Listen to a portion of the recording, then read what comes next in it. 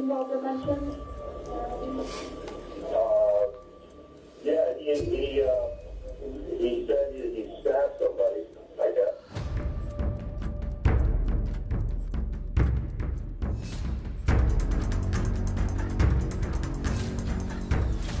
Evil is not always a shadow lurking in a dark alleyway.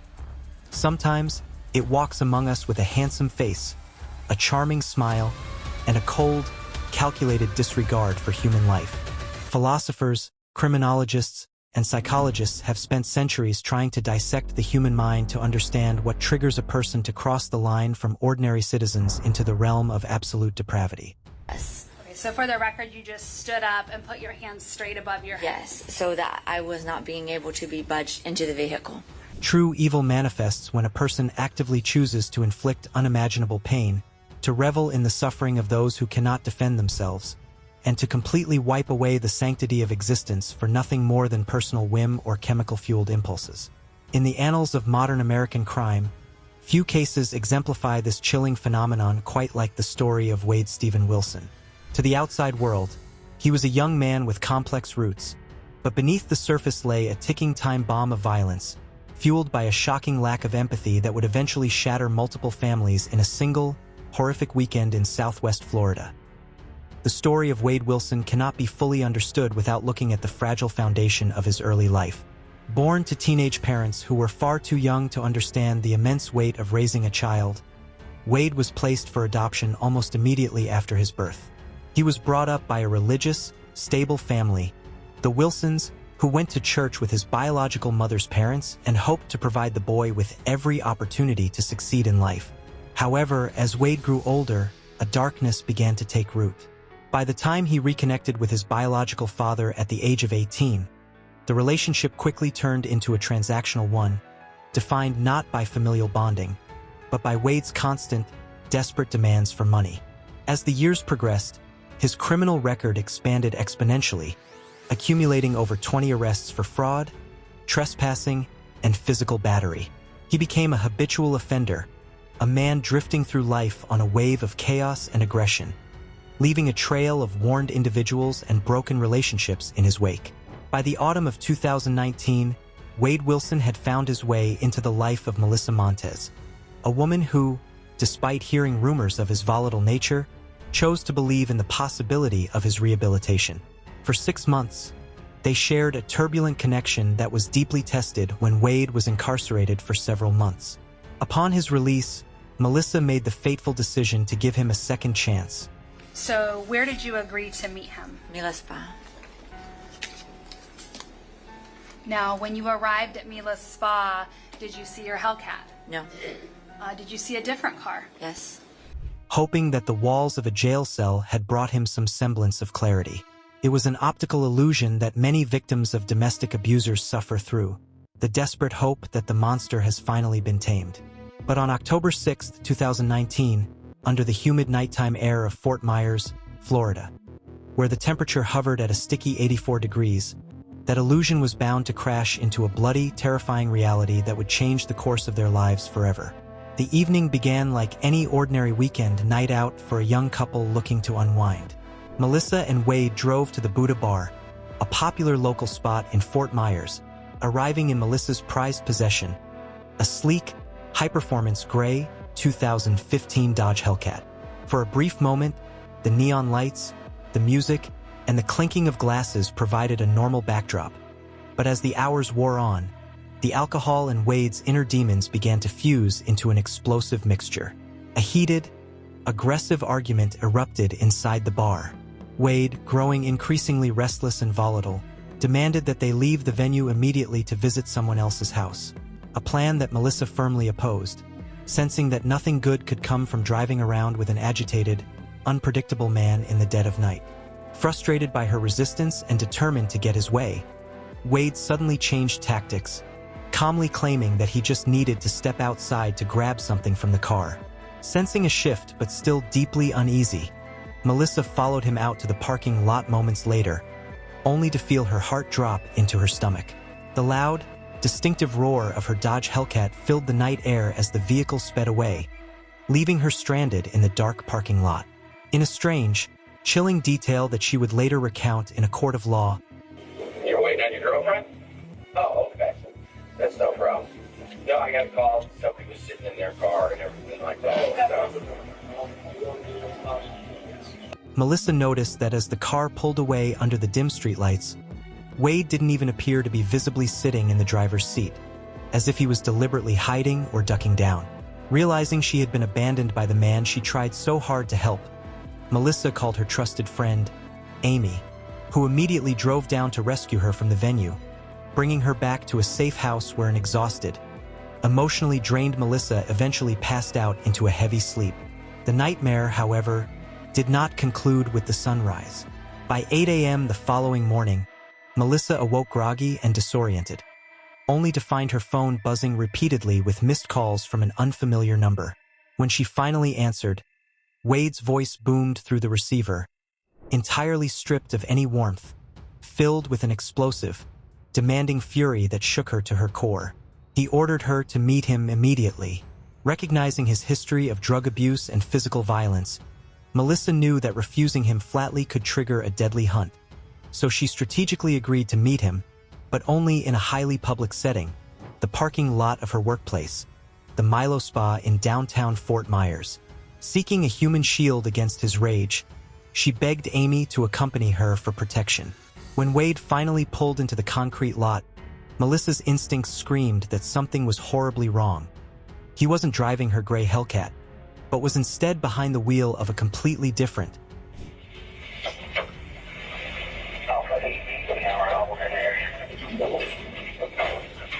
unidentifiable vehicle that she had never seen before in her life. Melissa approached the driver's side of the unfamiliar vehicle, her palms sweating as the window rolled down. She demanded to know the whereabouts of her car keys and her Dodge Hellcat, but Wade sat there with an eerie, unnatural calmness that was far more terrifying than screaming. "Get in the car," he repeated mechanically, over and over again. "Just get in the car." When Melissa steadfastly refused to step into the vehicle, knowing instinctively that entering that car meant stepping into her own grave, Wade's facade shattered instantly. He became a whirlwind of pure, unadulterated aggression, reaching his heavy arms through the open window, grabbing her clothes, and attempting to physically drag her into the interior. Desperate to survive, Melissa utilized a self-defense instinct, locking her body into a stiff, horizontal plank-style position, raising her hands straight above her head to maximize her resistance against his massive frame. Wade, standing at an imposing 6 feet 6 inches and weighing heavily against Melissa's fragile 5 foot 2 inch stature, began tearing at her body with animalistic strength. He ripped at her dress, pulled at her hair, and yanked her with such force that the fabric of her clothing began to tear away.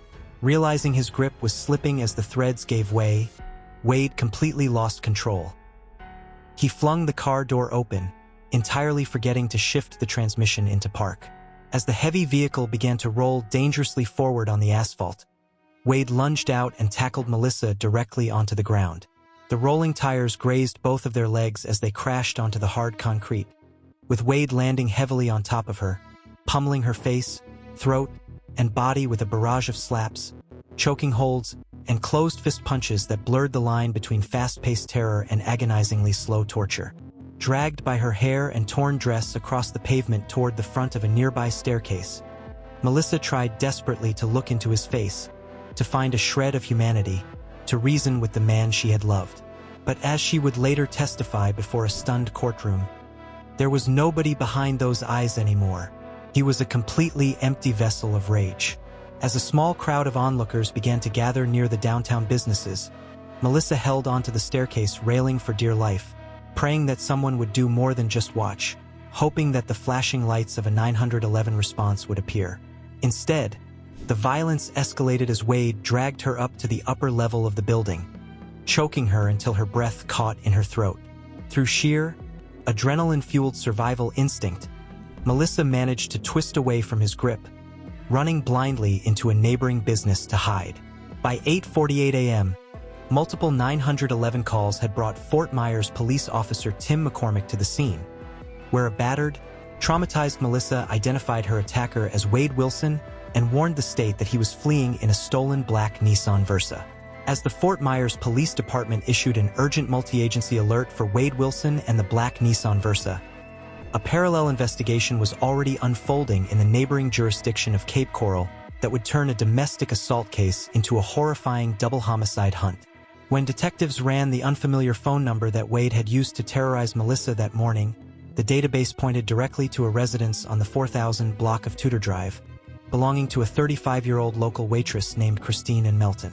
When officers arrived at the home to conduct what they hoped would be a routine welfare check, they were met with a scene that immediately chilled them to the bone. Yellow crime scene tape was already being unfurled across the manicured lawn by local police who had discovered Christine Melton dead inside her own home under highly suspicious circumstances.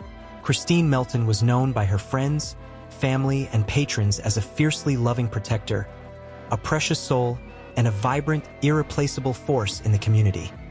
A once-in-a-lifetime person whose life was abruptly cut short. The horror intensified when detectives looked at the empty driveway.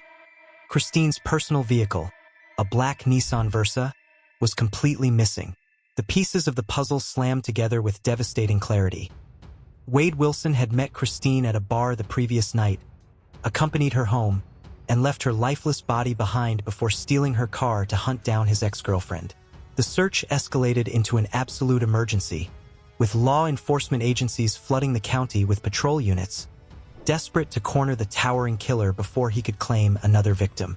The first breakthrough came just 5 miles away, when Officer Tim McCormick spotted a vehicle and a driver matching Wade's description sitting calmly in the sun-drenched parking lot of a Joe's Crab Shack restaurant.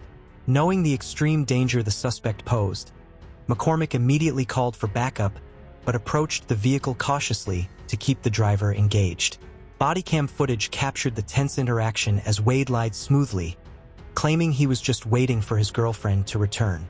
Officer McCormick, maintaining a professional and calm demeanor, ordered Wade to shut off the engine and step out of the car, explaining that he was being detained regarding the morning's domestic battery incident. Wade initially feigned compliance, but as the officer reached for the car keys, Wade's eyes narrowed. In a sudden explosion of horsepower and gravel, Wade slammed the vehicle into gear, ignored the officer's verbal commands, and took off out of the parking lot, running stop signs and tearing down McGregor Boulevard into the traffic of Fort Myers, successfully evading the police perimeter once more. Wade Wilson's frantic escape led him 6 miles across the bridge into Cape Coral, where he abandoned the stolen car and approached a local businessman named Josh, whom he knew through a previous employer. Agitated, sweating, and desperate, Wade begged for money to buy a bus ticket to flee the state entirely. When Josh flatly refused to fund his escape, Wade leaned in close, his voice trembling with a terrifying mixture of pride and panic, and uttered the words that changed everything. "No, you don't understand, Josh. I killed people last night." Terrified but keeping his composure, Josh stepped outside under the pretense of checking something and immediately dialed 911, describing an incredibly unstable, heavily tattooed man standing in his office claiming to have slaughtered multiple individuals. Though police rushed to the scene, Wade had already vanished into the thick Florida brush, slipping through the initial perimeter as yet another tragedy was reported to the authorities. That same afternoon, a frantic family reported the disappearance of 43-year-old Diane Ruiz, a beloved mother of 2 who had mysteriously failed to show up for her morning shift at the local Moose Lodge. Her purse was later found discarded on the side of a busy roadway, signaling immediate foul play to the Cape Coral police. Witnesses would later report seeing a black Nissan Versa driving erratically in the exact area where Diane was last seen walking down the street.